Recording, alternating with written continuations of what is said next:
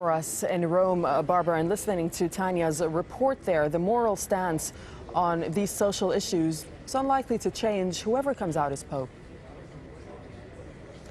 That's right, Doreen. When people talk about reformists among the cardinals or among people in the church, it's not really that they're talking about, not those core teachings of Catholicism. Well, to discuss this in more detail, we're joined here in Rome by Austen Ivereigh, former spokesperson for Cardinal Cormac Murphy O'Connor. Thank you so much for joining us here on Al Jazeera. Just on that point, teachings such as contraception, divorce, abortion, gay marriage, regardless who comes out on the balcony, those things aren't going to change. Absolutely. I mean, part of the job of a pope is to safeguard the teachings of the church, and those issues are regarded as flowing from the thing that the church hands on to every generation, which is the teaching. So when there's talk of reform in this conclave, and there has been a fair amount of talk, it's about reforming the Vatican bureaucracy. It's also about looking at some of the strategies for communicating the faith, but it's not about the core teachings. Now tell us a little bit about those discussions, because we keep on saying, well, they're all locked in now, they're voting, they're discussing, but between votes, how do they actually talk about the issues? Because the Sistine Chapel isn't really a debating forum. No, I mean, in fact, they've had, of course, more than a week of discussion in the pre-conclave meetings, where discussions, I think, have been very free-flowing and very deep, and they've had a lot of discussion there. I think by the time they get to the conclave, now they're in the conclave, actually the emphasis is all about the voting. However, you're right, a lot of negotiation does have to take place.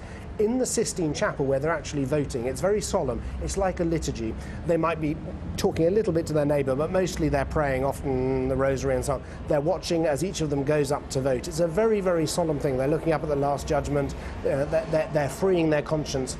Back in the Casa Santa Marta, which is where they're staying during the conclave, at the Vatican residence, that's where the discussions happen, over lunch, over dinner, and in the rest periods. And the discussion is all about how they move those 1 or 2 or 3, whoever the names are in the play, up to the required 77 votes, the 2/3 of the college that's necessary to be a pope. And of course there's some discussion about the issues, but mostly it's about who do we want, how do we get the numbers.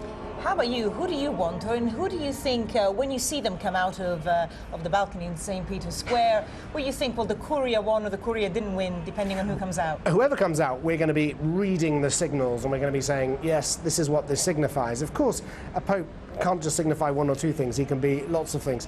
But you ask me who I want. Actually, I have a lot of faith in the process. It's a process designed to produce a decision made in freedom. You know, a lot of the history of the conclave is all about how we keep the outside pressures from influencing this decision. So I think if you've got 115 major church leaders from across the globe, in many very interesting parts of the world, complex institutions, getting together, they've had enough time to listen, talk and discuss, and they're able to make that decision in freedom, I'm pretty confident, actually, whoever walks out on that balcony will be a good pope, because there's a kind of an alchemy involved in a conclave that enables that kind of consensus.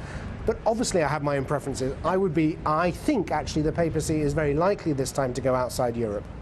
Where exactly? Well, I think the Americas have emerged, both North and South have emerged as very, very serious contenders in this. This is the first conclave where we've had a number of major papal contenders most of whom are from outside Europe. Now, most of those are from Canada, the US and Latin America. Now, you know, the global weight of Catholicism has shifted quite dramatically in the last 100 years. The Americas now make up nearly 50% of all the world's Catholics. And I think there has been a mood for some time, it was there in 2005, to have a pope from the New World, where, of course, the church plays such a major role. Very big difference, though, between South America and North America, the United States. It would be quite controversial to have an American pope. Well, the traditional argument against an American pope from the United States is that you don't want to have a pope who's also part of a superpower. But geopolitics is changing, and I think people see China, they see other countries coming up, India, Brazil. You know, US doesn't have the hegemony that it used to.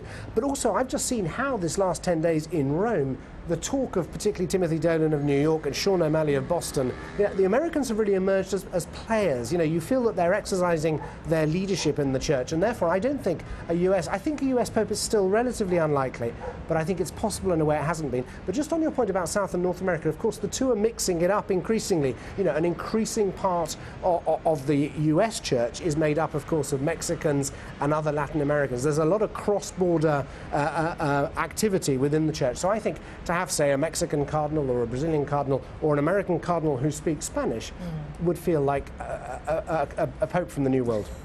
Austen Ivereigh, former spokesperson for Cardinal Cormac Murphy O'Connor, thank you so much for joining us. So there you have it, Doreen. The Cardinals are still on their lunch break right now, probably resting and praying. They are due back into the Sistine Chapel in a few hours, and we should see one more smoke this afternoon. There may be 2 ballots. We'll see black smoke around 18 GMT if there's no conclusive vote, maybe an earlier one if the smoke is white and we have a